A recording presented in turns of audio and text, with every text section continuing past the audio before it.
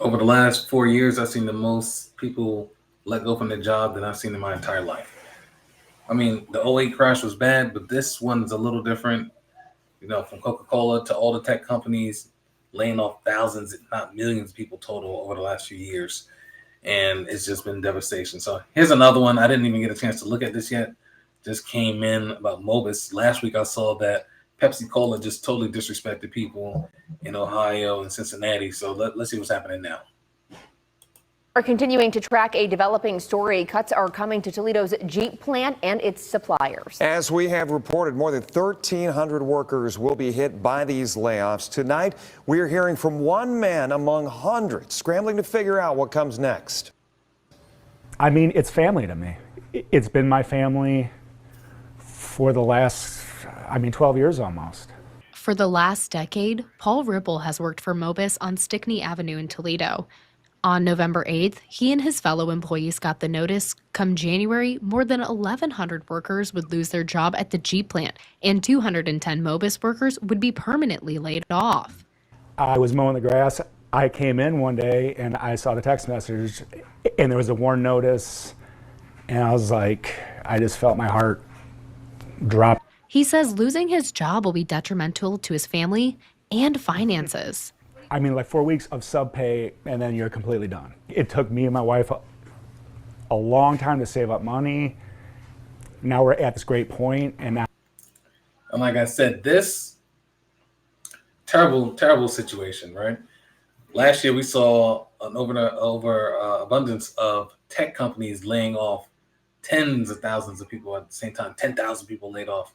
Now what we're seeing in this last quarter of the year, plants are laying people off. Like I said, I saw PepsiCo. I'm sure there's a lot more. Now this is Jeep at the end of the year.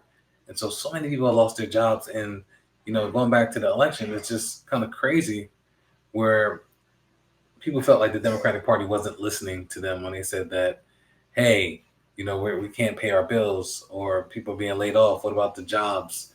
People want to hear about how you're going to help them economically. So not to make this political, but this is continuing to happen under this administration. So very imperative that, Trump comes in and does what he says he's going to do, especially with the blue collar, right? People think blue collar, but blue collar is still middle class, some even upper middle class, making hundreds of thousands of dollars.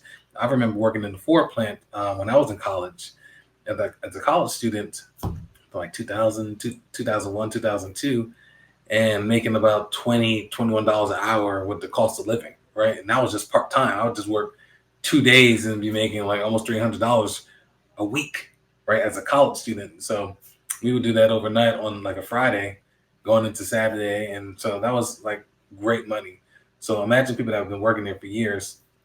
Like, this is going to be a dramatic impact to people's livelihoods. So, my heart goes out to these people. Let's continue to keep an eye out about what's going to happen. So that's why it's important and really critical that we make the right decisions when it comes to the future of our education. I love to talk about artificial intelligence and AI, but when these jobs are going to be leaving the country, and not the tech, but the automotive industry got hit before, right? And jobs were sent out because of NAFTA to different parts of the world, right? To Mexico and Canada and China. And they sent these jobs out, and that's what kind of created also the Rust Belt as we know it, right? Those jobs were kind of lost. And we're kind of going through a new cycle, entering this fourth industrial revolution. So great time to learn about technology, but not just regular technology like coding, because even those jobs are going to be replaced by artificial intelligence. But our economy is not where it needs to be for people to survive and thrive.